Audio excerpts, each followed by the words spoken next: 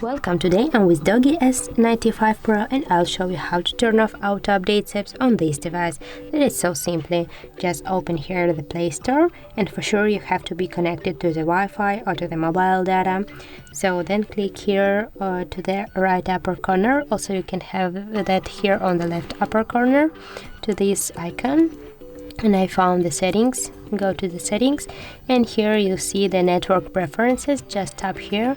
And also here you will see the auto update apps. Tap on that and now just switch it to the don't auto update apps.